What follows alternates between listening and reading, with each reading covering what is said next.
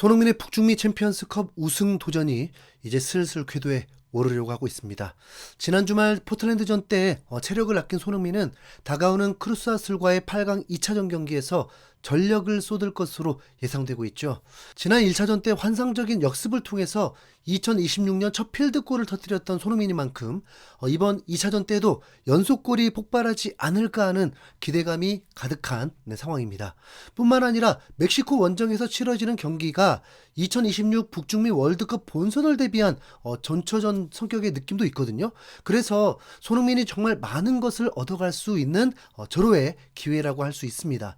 멕시코 현지에서는 손흥민의 첫 멕시코 방문에 매우 흥분한 것 같은 모습도 보이고 있는데요. 그 자세한 소식을 바로 전해드리겠습니다. 오늘 새벽 2시경에 LAFC는 공식 SNS를 통해서 멕시코 원정 소식을 알렸습니다.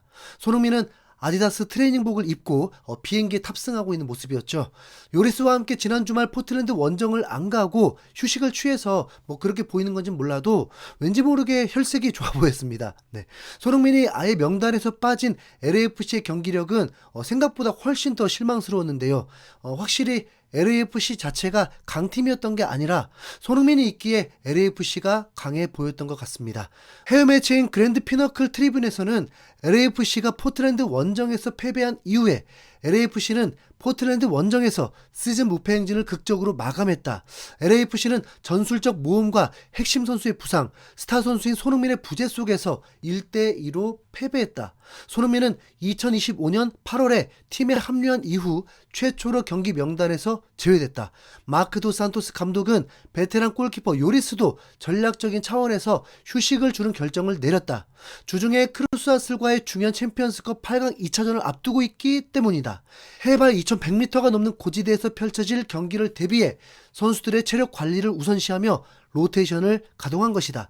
손흥민의 부재는 곧바로 느껴졌다. 이 한국인 에이스는 올 시즌 공식전 11경기에 모두 출전해 2골 11도움을 기록했다. 그를 쉬게 한 결정은 계산된 위험이었지만 결국 이날 경기에서는 역효과를 낳았다. 손흥민이 없는 LAFC의 공격은 평소의 날카로움과 창의성을 잃었고 공격 진영에서 꾸준한 흐름을 찾지 못했다라면서 손흥민의 부재가 패배의 원인이라고 분석했습니다.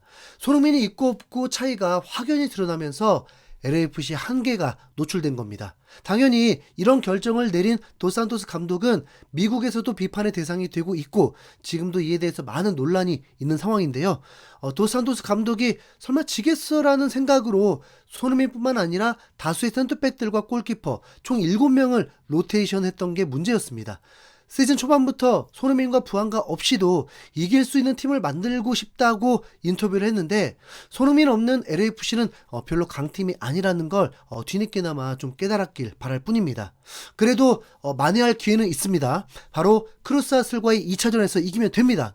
다행히 LAFC는 손흥민의 선제골에 힘입어서 1차전에서 3대0 완승을 거둔 상황이기 때문에 이번 원정에서 어느 정도 유리합니다. 만약에 LAFC가 이번에도 선제골을 넣는다면 4강에 진출할 확률이 어마무시하게 높아지죠. 원정 다득점 규칙이 살아있기 때문에 손흥민이 또 선제골을 터뜨릴 수만 있으면 4골까지는 먹어도 되는 여유가 생깁니다. 멕시코 매체인 엑셀시오르는 크루스아슬이 4강에 진출하는 건 매우 힘든 일이다라면서 기적과도 같은 결과가 필요하다고 분석했는데요.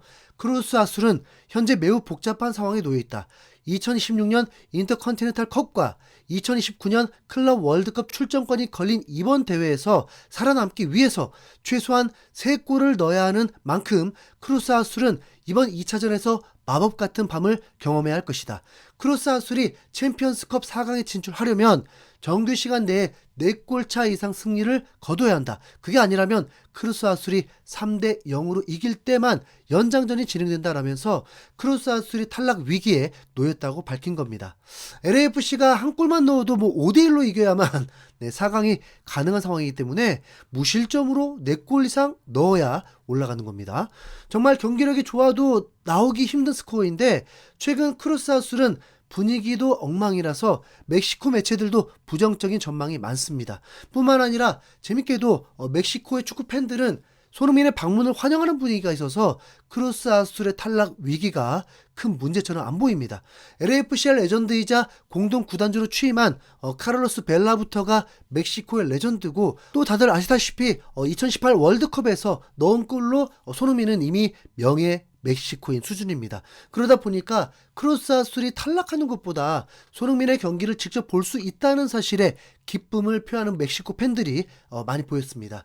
멕시코의 유력 매체인 TV 아스테카에서는 멕시코 축구계는 세계적인 스타인 손흥민을 맞이할 예정이다. 손흥민의 멕시코 방문은 엄청난 기대감을 불러일으키고 있다.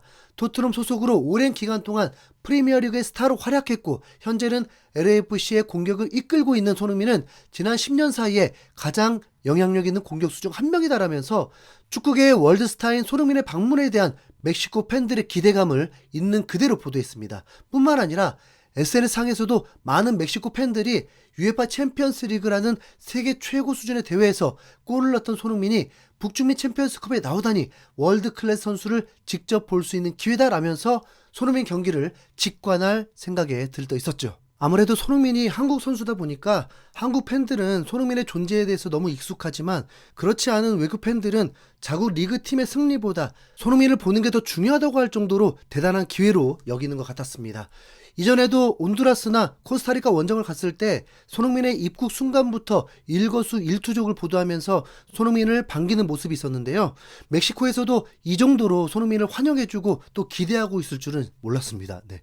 축구에 미쳐있는 나라라서 승리만 원하고 또 우승만 원하고 있을 줄 알았는데, 순수한 팬심으로 손흥민을 반겨주는 걸 보니까 의외의 모습이라서 감동적이까지 좀 합니다.